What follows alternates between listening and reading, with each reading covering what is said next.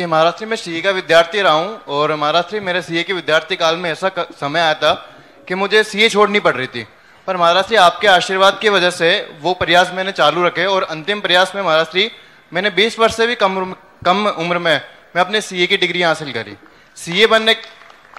Maharashtra CA बनने के बाद भी जब 2 महीने तक जब जॉब नहीं मिल रही थी, इधर उधर घूम रहा था, तो महाराष्ट्र एक शनिवार को यहाँ पे आया और आशीर्वाद लेके गया। और उसी सोमवार को महाराष्ट्र जिसको बोलते हैं कि अनएक्सपेक्टेड जॉब मिलना, जिसको बोलते हैं कि शनिवार को आशीर्वाद लेना और मंगलवार को ही जॉब मिलना।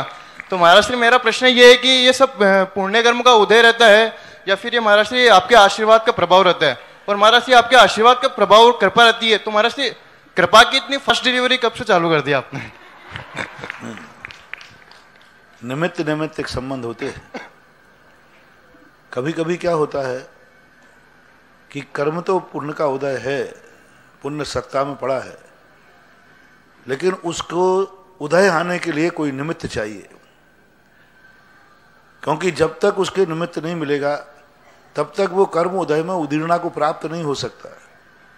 तो ये भक्ति, ये पूजा, ये आशीर्वाद, ये शांति धाराएं, ये करती क्या है? इसका एक ही काम होता है, तुम्हारे जो कर्म अभी उदय में आने योग्य नहीं हैं उनको सोर्स मिला करके और उदय में ला देना। जैसे आपका कोई फाइल है किसी ऑफिस में, नीचे दबी हुई है, लेकिन यदि कोई पहचान का कोई सोर्स पावरफुल आदमी मिल जाए तो फाइल ऊपर निकाल करके आगे आ जाती है कि नहीं? अभी नंबर में नहीं थी, नंबर में नहीं थी, नीचे लगी हुई थी, पड़ी हुई थी जब आता। लेकिन यदि कोई ऑफिसर आपका विशेष मिल जाए तो ऊपर वो फाइल निकल के ऊपर आ जाती है। बस आप आशीर्वाद एक यही सोर्स है जो फाइल को नीचे लगी थी उसको ऊपर ला दिया। शांति धारा यही है, भक्ति यही है, पूजाएं यही है, नवोकार जितने भी हैं ये कुछ देते लेते नहीं है, ये देते लेते कुछ भी नहीं है। इनका ऐसा एक सोर्स होता है पुण्य वर्गणाओं का कि वो पुण्य के माध्यम से, जैसे तुमने सच्ची श्रद्धा से समर्पण किया और तुम्हारे मन में ये भाव आया कि अब मुझे आशीर्वाद मिल गया है, अब दुनिया की कोई ताकत रोक नहीं सकती, बस उसी समय तुम्हारी फाइल ऊपर आ गई। ये तुम्हारे ऊपर विश्वास के ऊपर रहता है, श्रद्धा के ऊपर।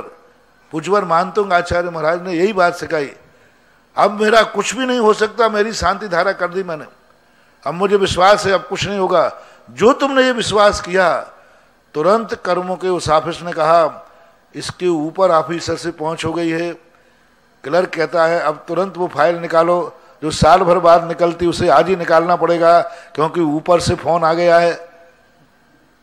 हाँ, ऊपर से फोन आ गया है, और ऊपर से जब फोन आता है तो जो वर्षों में फाइल नहीं निकलना थी वो उसी दिन निकल जाती है, मंजूर हो जाती है और आ जाता है। तो ये सब पुण्य की उदीर्णा कराते हैं।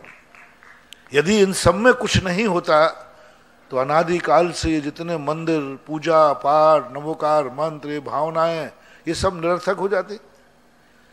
पर उसको हमारे हाथ में नहीं है, तुम्हारे विश्वास के ऊपर है। तुम्हारा विश्वास कितना है धर्म की चीज में? हमेशा यदि तुम्हें यह विश्वास हो जाए अंदर से, ऊपर से नहीं, कि अब मुझे आशीर्वाद मिल गया है, अब दुनिया की कोई ताकत मेरे कार्य को नहीं रोक सकती, बस समझ लेना ऐसा जो आपकी आवाज आई वह आशीर्वाद काम कर देगा और तुम्हारी फाइल को तुरंत फॉलो करवा देगा। तो सवाल है तुम्हारे विश्वास का। आशीर्वाद तो साधु सबको देता है। कई लोग सैंपल में आशीर्वाद लेते हैं कि लोगों ने बहुत कहा है कि महाराज के आशीर्वाद से सब काम हो जाते हैं, तो सोचो चलो हम भी करके देखते हैं, हम भी करके देखते हैं। चलो लोगों ने कहा शांति धारा करने से बीमारी दूर हो जाती है, हम भी करके देखते हैं, नहीं तो फलीभूत नहीं होगा।